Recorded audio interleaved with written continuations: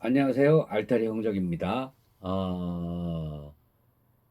제가 손해 위축증에 대해서 진단을 받은 날짜하고 그다음에 현 시점에 대한 뭐랄까 증상, 현 시점에 대한 증상이 어떤지 말씀드리려고 합니다. 사실 처음에 좀 안 좋았던 거는 21년도 말이에요. 21년도 말에, 22년도 말이구나.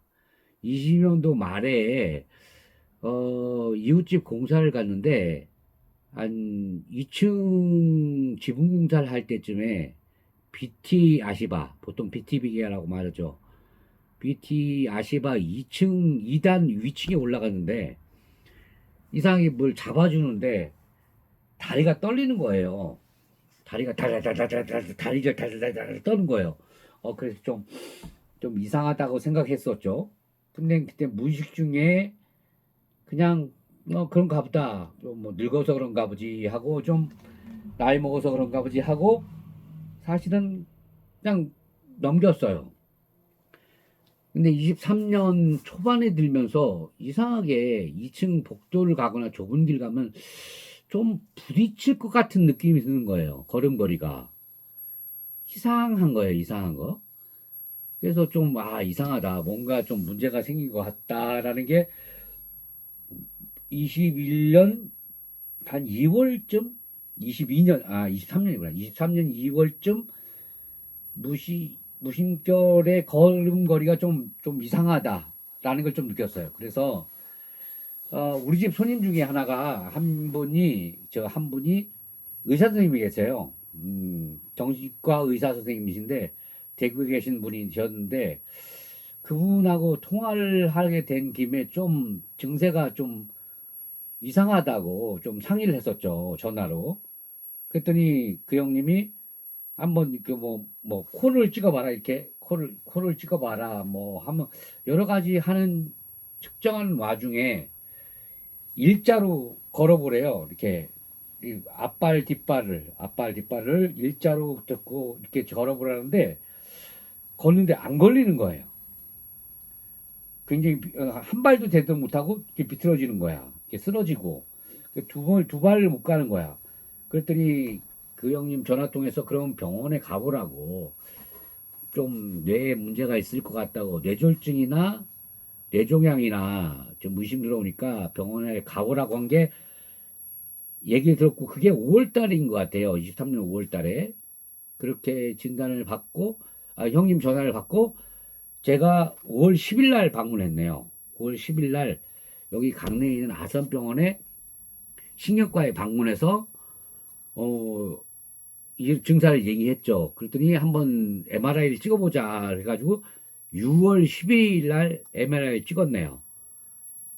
찍었고 그때 MRI 찍고 나서 12일 날 검사를 받는 6월 12일 날 검사를 이렇게 MRI 찍은 결과를 좀 얘기하시는데 뇌는 깨끗하대요. 뇌는 뭐 특별히 다친 적이 없고 뇌졸중 증세나 있는 것도 아니고 실핏줄이 터질 경우도 아니고 뭐 뇌종양이 있는 것도 아닌데 이상하게 손해가 좀 작아 보인대요. 그리고 주름이 많대요. 손해가 조금 위축된 것 같다는 느낌이 나는 거예요.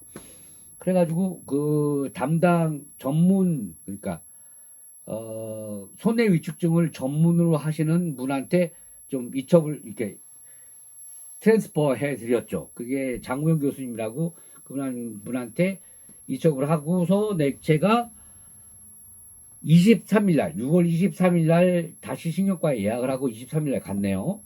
그 23일 날 이관된 다음에 그 장우영 교수님이 그럼 입원을 하고 2박 3일 동안 입원을 하면서 검사를 맡아보자. 뭐 CT도 찍고 뭐 피 검사도 하고 뭐 하여간 여러 가지 검사를 하는데 하루 정도가 필요하다. 그래서 6월 28일 날 입원을 했어요. 6월 28일부터 6월 30일까지 입원을 해가지고 2박 3일 동안 뭐 CT인가 MRI인가 뭐 하여간 뭐 여러 가지 뭐 많이 찍었어요. 그 피도 뭐 여러 개 뽑고 검사를 엄청 했죠. 그 2박 3일 입원을 해서 검사한 다음에, 그 다음에 7월 24일 날 결과를 발표를 보러 오라고 그래서 10월 24일 날 갔더니 유전적인 증상은 없대요. 그러면서 손해 위축증인 것 같다고 판정을 해주시더라고요. 근데 손해 위축증은 보통 유전적인 게 많대요. 근데 저 같은 경우는 유전의 DNA 결함이나 이런 게 없이 그냥 후천성으로 손해 위축에 걸린 것 같다고 하네요. 그 결과를 보고서. 그래서 7월 24일 날 진단을 내려주시면서 뭐 난치병, 희귀병 등록까지 해주시더라고요. 그때 진단을 받았죠. 그리고 나서 진단을 받은 다음에 그런가 보다. 손해 위축증에 걸려서 그런가 보다. 손해 위축증의 증세는 비틀거리는 거예요. 걷는 게 중심을 못 잡고 좀 뒤뚱뒤뚱 걷고 술 먹은 사람처럼 걷고 그다음에 좀 급격한 게 이렇게 방향 전환이 안 되고 그래서 진단은 7월 24일 날 진단을 받았네요. 그리고 손해 위축증에 대해서 그 뒤로 좀 조사를 많이 해보니까 손해 위축증의 증세 첫 번째 증세가 전립선에 온대요. 사실 전립선에 문제가 된 거는 꽤 됐어요. 22년도에도 조금 문제가 있어서 이비인후과를 좀 몇 번 갔었고, 그러니까 한 1년 전부터는 진단받기 1년 전, 22년 중반부터는 뭔가 뭔가 저기 생식기에 문제가 생겼다는 걸 느꼈죠. 사실 느껴서 좀 나이 먹어서 그런가. 뭐 사실 50대가 넘으면 50대 중반이 되면 웬만하면 그 전립선은 많이 있다고 하니까 전립선 약 먹고 그 소팔메토 챙겨 먹었죠. 열심히 챙겨 먹었죠. 그래서 열심히 소팔메토 챙겨 먹었는데 그게 손해 위축증의 처음 증세래요. 첫 증세가 전립선 쪽에 온다고 합니다. 그 다음에 보행장애가 오고 그런 다음에 이제 마지막으로는 이제 손해는 운동신경을 관할하기 때문에 모든 장기의 운동이 멈춘대요. 그게 이제 최후죠. 근데 사람에 따라 워낙 다르기 때문에 증명된 바가 없대요. 그러니까 뭐 일반적으로 몇 년에 뭐 어떻게 된다, 몇 년에 어떻게 된다는 사례가 없어요. 보니까 제가 유튜브를 검색해서 지금 유튜브 하시는 분들을 보니까 오래 사신 분은 20년 넘게 사신 분도 있고, 물론 그다음에 젊은 사람들은 한 지금 7, 8년 이상 다 생존해 쓰는 사람이 있어요. 그러니까 뭐 빨리 죽음을 맞이할지 오래 있다가 죽음을 맞이할지는 아무도 모른대요. 그러니까 그냥 걸렸다고 생각하고 손해 위축에 걸렸다고 생각하고 그냥 사는 것밖에 방법이 없어요. 특별한 약이 없대요. 왜 그러냐면 보통 같으면 손해 위축증의 증상 검사를 통해서 뭐가 잘못된 게 나타나면 그나마 치료법을 좀 찾기 좀 수월한데, 물론 그것도 치료법을 찾기 없지만 조금 혹시나 그런데 저 같은 경우에는 원인이 없어요. 그리고 검사를 통해서 원인을 밝혀내지를 못했죠. 보통 그 원인을 밝혀내는 게 5% 정도밖에 안 된대요. 95%가 원인을 모른대요.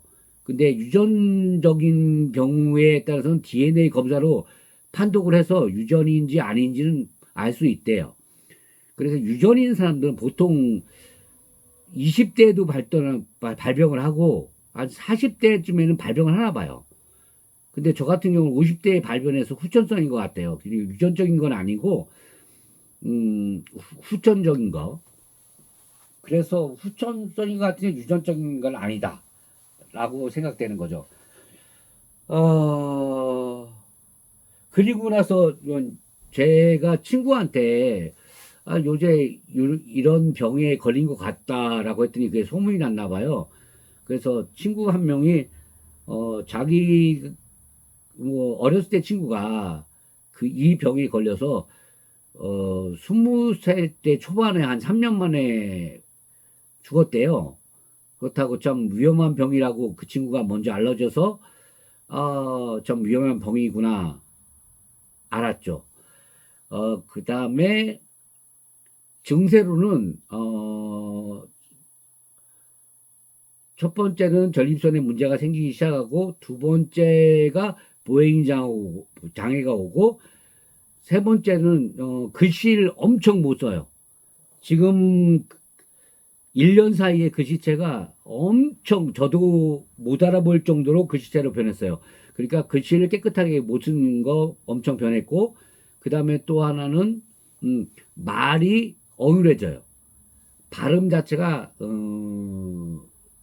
뭐가 어버더버해져요. 지금도 조금 느껴요. 제가 말이 어눌해졌다는 걸, 한 1년 전에 비해서 어눌해졌다는 걸 느끼고, 더 어눌해지기 전에 이 손의 위축증에 제가 현재까지 느끼는 감정에 대해서, 아니, 현재까지 느끼는 제 몸에 대한 변화에 대해서 좀 얘기를 해야 될 것 같아요. 더 늦으면 말로 설명이 안 될 것 같아요. 문제는 거기에 있다는 거. 그래서 그 7월 24일 날 진단을 받은 다음부터 사실 의사가 해줄 게 없대요. 영양제 2개 정도만 처방해 주더라고요. 뭐 뇌에 좋다는 혈행개선제하고 하여간 두 개를 현재는 먹고 있어요. 그 소식을 그랬더니, 그리고 3개월마다 한 번씩 와서 얼마나 진도가 바뀌었는지, 얼마나 차도가 있는지 좀 보자고 하고, 3개월마다 예약을 해서 10월 16일 날 한 번 갔다 오고, 1월 15일 날 한 번 갔다 오고, 지금 3개월마다 2번 갔다 온 거예요. 근데 친구들이 얘기하기를 병원 한 군데에서는 100% 믿기가 어려우니까 그럼 한 군데를 더 가보자 해서 어떻게 알아봤더니, 고등학교 동창 중에 의사하는 친구한테 그 얘기를 했더니, 고등학교 친구의 소개로 통해서 삼성병원에 한번 갔었어요. 7월 24일에 진단받았으니까 8월 중순 되는 것 같아요. 그 삼성병원에 손해 위축증으로 제일 유명하다는 뭐 1인자라는 시는 분한테 도움을 받아서 진료를 받아봤죠. 그래서 강릉 아산병원에 있는 CD 그 MRI 자료하고 모든 자료를 다 피검사 자료 같은 걸 출력해서 삼성병원에 갔죠. 갔더니 그 차트를 보시고 막 검사를 하시더니 그분도 똑같이 말씀하시더라고요. 손해 위축증 맞는 것 같고, 삼성병원에서도 해줄 게 없다. 그냥 강릉 아산병원에 주치의 선생님하고 계속 토의하는 게 좋을 것 같고, 삼성병원에 다시 올 필요 없다. 이렇게 말씀하셔서 그때 재차 확진 진단 받고, 그 삼성병원에 간 거는 특별한 날짜, 그 정확한 날짜를 모르겠어요. 한 8월 중경인 것 같아요. 그래서 집사람하고 같이 가서 손해 위축증 확진을 받고 내려갔죠. 그게 하여간 제가 지금 손해 위축증을 걸린 증을 알게 된 그동안의 일정이에요. 그래서 그 뒤로 할 수 있는 거는 뭐 운동, 이제 뇌가 자격화를 못하면 그 대용품, 그러니까 만약에 뭐라고 설명해야 되나? 뇌가 그 역할을 못하면, 제 역할을 못하면 바로 옆에 있는 다른 장기들이 그 역할을 대신해 주는 경우가 있대요. 그래서 운동을 계속 하는 수밖에 없다라고 그 처음에 저한테 말씀해 주신, 병원에 가보라고 말씀해 주신 의사 선생님 형님께서 그런 말씀 하시고, 그 다음에 웬만하면 유튜브나 이런 걸 찾아보니까 다 운동하라는 게 밖에 없어서 지난 가을에는 아침마다 걷기 했어요. 1시간 반 정도를 만보 걷기를 도전했었고, 그 다음에 겨울이 돼서 스쿼트를 하기로 했죠. 걷기가 추워서 그리고 미끄러지면 다칠까봐 스쿼트를 하기로 했어요.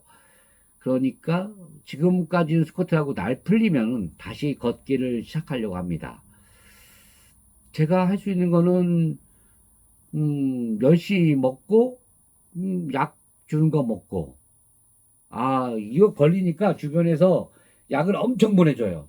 뇌에 좋다는 약을 엄청 보내줘가지고 뭐 코엔자임 Q10부터 시작해서 혈행 개선제 다크 초콜릿까지 그다음에 무슨 뭐 홍삼 엄청 보내줘서 열심히 잘 먹고 있습니다. 그래서 지인들의 도움으로 어, 약을 엄청 먹으면서 지금도 잘 있습니다. 지금까지는 뭐 통증은 없으니까 아픈 건 없거든요. 그냥 불편한 거지 통증에 그 병에 대한 증세는 걷는 게 좀 불편하다. 그다음에 힘을 쓸 때 힘이 잘 안 써진다. 옛날에 그뭐 40kg 시멘트를 좀 번쩍번쩍 들었다면 지금 40kg 시멘트는 거의 못 들어요. 거의 못 들고 간신히 옮기는 수준이 됐죠. 그 일은 옛날에 하던 노가다 일 같은 건 전혀 못하고 힘들어서 그리고 중심을 잡기가 힘을 들고 하루 종일 피로해요. 쉽게 피로해지고 왜 그러냐면 그건 원인은 걸어 다니는 게 중심 잡는데 더 에너지를 소모하는 것 같아요. 그렇다 보니까 좀 쉽게 피곤해진다. 그래서 일찍 잔다. 뭐 이 정도의 신체적인 변화는 그렇습니다. 신체적인 변화는 별로 없어요. 그냥 기분은 괜찮아요. 뭐 그러냐고 살고 그리고 오래 살 수 있으니까 꼭 죽음에 대해서 생각하는 건 아닙니다. 하지만 병에 걸렸다는 건 결코 기분 좋은 일은 아니죠. 그리고 이제 죽음을 옛날에 한번 생각해 봤는데 한 40대 초반에 죽음이란 걸 생각해 봤거든요. 그 죽음을 사실 그전에는 막연히 죽음을 생각해 봤는데 지금은 죽음이 좀 가까이 있네요. 가까이. 조금 땡겨진 것 같아요. 그래서 옛날에 어떤 강신주의 책을 하나 읽었는데 강신주 씨의 철학 삶을 만나라는 책에서 어, 우연찮게 죽음에 대한 그리스 철학자의 얘기가 있었어요. 그 얘기가 뭐냐면 죽음에는 1인칭 죽음, 2인칭 죽음, 3인칭 죽음 세 가지 유형밖에 없다 라고 했대요. 근데 3인칭 죽음은 먼 나라 죽음, 내가 모르는 사람의 죽음, 예를 들어 뭐 쓰나미의 피해자, 그다음에 중국 대지진의 피해자, 뭐 지금 뭐 어, 전쟁의 피해자 이런 사람들의 죽음이 3인칭 죽음이래요. 그 3인칭 죽음은 제가 느끼는 감정은 안타깝대요. 그냥 안타까울 뿐이래요. 그리고 내 인생에 별로 지장을 안 준대요. 뭐 별로 그거에 동요되거나 삶의 변화가 있질 않대요. 그 다음에 1인칭의 죽음. 1인칭의 죽음은 나의 죽음이래요. 나의 죽음 뭐냐면 내가 죽은 거죠. 내가 죽는 건데 내가 죽으면 모른대요. 내가 죽으면 모르잖아요. 그래서 어 3인칭 죽음도 신경 쓸 필요 없고 1인칭 죽음도 신경 쓸 필요 없대요. 근데 가장 신경 써야 될 건 2인칭의 죽음이래요. 2인칭의 죽음은 뭐냐면 내가 죽었을 때 내가 나를 사랑하는 사람의 마음, 그 다음에 그가 죽었을 때 내 마음. 죽음에 대해서 준비하는 거는 2인칭 죽음밖에 없으니까 내가 죽었을 때 남긴 사람, 남아있는 사람에 대한 마음을 신경 쓰고 살아가야 된대요. 그렇다 보니까 내가 가장 가까운 사람은 우리 집사람, 디안이죠. 디안이니까 디안이 화나지 않게 하는 게 그리고 화난 모습으로 마지막을 남기지 말자라는 게 죽음에 대한 뭐랄까 준비 자세? 내가 죽음을 준비해야 될 하면서 살아가야 되는 가장 큰 행동 양식은 집사람한테 잘하는 거예요. 우리가 언제 죽을지 모르잖아요. 그 뭐 편의점 싸우고서 편의점 가다가 영원히 그게 끝일 수 있고, 잠들었는데 그게 영원히 끝일 수 있잖아요. 그러니까 항상 내 눈에서 멀어질 때, 혹시 자기 전에 아침 출근할 때 잠시 잠깐 편의점 다녀올 때 예쁘게 사랑한다고 해야 된대요. 해야 될 것 같아요. 그래야지 그게 혹시나 마지막일 수 있잖아요. 우리가 언제 죽을지 아무도 모르는 세상에 살기 때문에, 현재 이후의 시간은 혹시 죽을 수 있다고 생각해야 돼서, 항상 헤어지기 전에, 잠시 떨어지기 전에는 좋은 모습, 즐거운 모습, 사랑하는 모습대로 마지막을 남겨놔야지, 화난 모습, 신경질 낸 모습, 싸운 모습으로 남겨놓으면 안 됩니다. 그래서 저는 그 죽음을 준비하는 자세가 그 40대 때부터 내가 가까운 사람한테 최선을 다하자. 제일 가까운 디안한테 최선을 다하자고 생각하고 살아요. 자, 오늘은 어찌됐든 제가 손해위축증이라는 병명을 얻기까지 5월 10일 날 병원에 갔었고, 6월 2일 날 MRI 촬영하고, 6월 12일 날 MRI 보고서 6월 23일 날 다시 병원에 가서 6월 28일 날 검사를 받고 7월 24일 날 진단을 받았으니까 거의 지금 한 6개월 정도 진단받은 지 한 6개월 된 것 같아요. 근데 지금은 상태는 제가 봤을 때 걷는 거가 1부터 100까지의 정상 걸음이라면, 만약 1이 정상 걸음이고 100이 휠체어 탄다고 생각한다면 저는 한 15%, 20% 정도는 된 것 같아요. 그러니까 굉장히 초기 상태죠. 지금 제가 보는 유튜브에서 보면은 젊은 친구들이 굉장히 걷기 힘들고 할머니들 끌고 다니는 유모차들 끌고 다니는 친구도 있는데, 저는 아직까지는 제가 걸어 다니는데 문제 없고, 그 다음에 운전하는데 문제가 없습니다. 그래서 지금 현재는 운전을 하고 혼자 걸어 다니고 있습니다. 도움을 받진 않아요. 그런데 차차차차 한 2, 3개월에 한 번씩 제 증상에 대해서, 변화에 대해서 얘기해 드리겠습니다. 오늘은 여기까지만 하고 다음에 또 만나요. 안녕.